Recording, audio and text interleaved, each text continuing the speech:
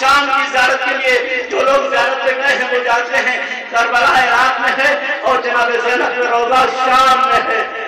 عراق دوسرا ملک ہے اور شام دوسرا ملک ہے. عزیزو دوری کافی ہے. عزیزو زائر زیارت کرتا ہے, زیارت کرنے کے بعد مولا کے روضے پہ جا کے گریا کرتا ہے, عباس کے روضے پہ گریا کرتا ہے, حسین کے روضے پہ گریا کرتا ہے, علی کے روضے پہ جا کے گریا کرتا ہے. اس کے بعد قافلہ چلتا ہے. اب قافلہ کہاں جا رہا ہے؟ وہاں سیریا جا رہا ہے, شام جا رہا ہے, قید خانہ دیکھنے جا رہا ہے, ننھی بچے کی مرکز دیکھنے جا رہا ہے, زینب کے مزار کو دیکھنے جا رہا ہے, روضے کو دیکھنے جا رہا ہے. اس نے سب صحیح کیا, گریا کیا, اس کے بعد چلا گیا. احساس کر لیجیے کسی کا نام مسائل ہے. اس کے بعد اس قافلے کو بس میں بٹھایا گیا اور بس میں بیٹھنے کے بعد شام کے لیے روانہ ہو گیا. عزیزوں جو لوگ زیارت کرتے ہیں وہ محسوس کر سکتے ہیں کہ بسیں بھی بڑی آرام دہ بسیں ہوتی ہیں, بڑے سکون کی بسیں ہوتی ہیں. ان میں سفر کرنے میں سفر پتہ نہیں چلتا ہے. اس آرام دہ بس میں اسے بٹھایا گیا, پورا قافلہ بس میں بیٹھ گیا اور بیٹھنے کے بعد شام کے لیے روانہ ہو گیا. محسوس کر لیجیے گا وہ زائر کہیں زیارت کرنے کے بعد اس بس میں بیٹھا اور بیٹھنے کے بعد شام کے لیے روانہ ہو گیا. بس چلنے لگی, اسے نیند آ گئی, تھکا ہوا تھا, سو گیا اور سونے کے بعد بہت دیر تک بس چلتی رہی. اس کے بعد اس کی آنکھ کھلتے ہی اس نے وقت دیکھا 8 گھنٹے گزر چکے تھے. 8 گھنٹے بس چلتے ہوئے ہو چکے تھے. ایک مرتبہ بغل والے کا ہاتھ پکڑا اور پکڑنے کے بعد کہتا ہے بھائی ابھی اور کتنا چلنا ہے, ابھی سیریا پہنچنے میں, شام پہنچنے میں اور کتنا وقت لگے گا. کسی نے آواز دی ابھی کئی گھنٹے اور لگیں گے. ابھی تو اس نے اتنا سنا اور اس کے بعد جو رونا شروع کیا اب وہ چپ ہی نہیں ہو رہا ہے. پوری بس پریشان ہو گئی ہے, اسے چلا رہی ہے, تسلی دے رہی ہے, لیکن وہ روئے چلا جا رہا ہے. مسائل احساس کا نام ہے. عزیزوں جب بات کیا کر رہا ہے, ایک نے پوچھا بھائی تم حسین کے روضے پہ گئے اور تم نے اتنا گریا نہ کیا, تم عباس کے روضے پہ گئے اتنا گریا نہ کیا, آخر کیا محسوس کر لیا, کس بات کا احساس ہو گیا ہے جو تم روئے چلے جا رہے ہو, تم چپ ہی نہیں ہو رہے ہو, تسلی نہیں ہو رہی ہے. ایک مرتبہ کہتا ہے بھائی زیارت کر کے تو ہم آ گئے لیکن ہم نے محسوس نہ کیا تھا. اب جب 8 گھنٹے اس آرام دہ بس میں بیٹھنے کے بعد میری آنکھ کھلی تو میری کمر بھی درد کر رہی تھی, میرا پورا بدن بھی درد کر رہا تھا. اب مجھے احساس ہوا کہ آرام دہ بس میں بیٹھنے کے بعد کمر ٹوٹ گئی.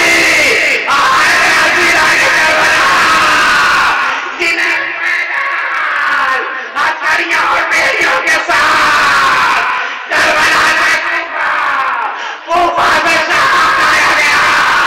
ان کی کیا مجبوری تھی, کیا مسائل پڑے ہوئے. عزیزوں اس احساس میں اسے مسلسل رلایا اور وہ یہی کہہ کے روتا رہا. ہم آپ بھی خالی ایک مرتبہ موبائل اٹھائیں اور اٹھانے کے بعد دیکھیں کربلا اور سیریا کے درمیان کی دوری کتنی ہے. گوگل میپ سے دیکھ لیں, اس کے بعد سوچیں کہ جو یہ اسیران حرم کا چہلو منانے ہم آئے ہیں نا, اپنے اپنے گھروں سے چند کلومیٹر کی دوری سے آئے ہیں اور تھکان کا احساس ہو رہا ہے. ارے اسیران کربلا کو میرا سلام کہ جنہوں نے ہزاروں پیدل ہی نہیں پتھریوں اور بیڑیوں کے ساتھ ایسے. عزیزوں ہمارا یہ زحمتیں کچھ بھی نہیں ہے, خالی احساس کر لیجئے قسم سے ذاتی کو کرنی پڑے گی اور ضرورت نہیں پڑے گی.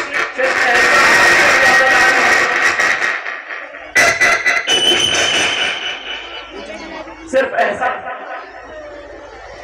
کربلا کے مسائل احساس کا نام ہے.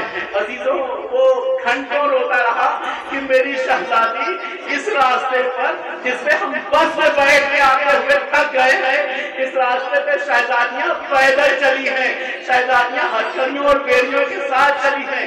عزیزوں اتنی مسافت, اتنی دورانی زحمتوں کے بعد بھی, ان زحمتوں کے بعد بھی ज़ैनब और कुलसूम को अगर किसी ने मसाइब याद करते देखा तो करबला के मसाइब याद किए हैं।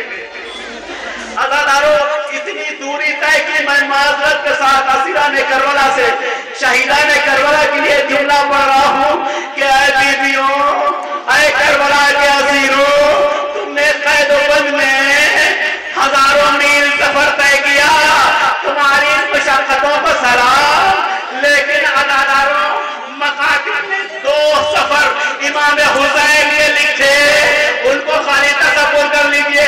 एक सफर वो था कि जब अकबर ने आवाज दी अलैका मिन्नी सलाम, खैमे गाह से कत्लगाह की दूरी तो बहुत ना दी, लेकिन हुसैन ने कहा था भी, आंखों की रोशनी चली गई, बेटा तुम्हारे पास दुनिया जीने के लायक नहीं रही।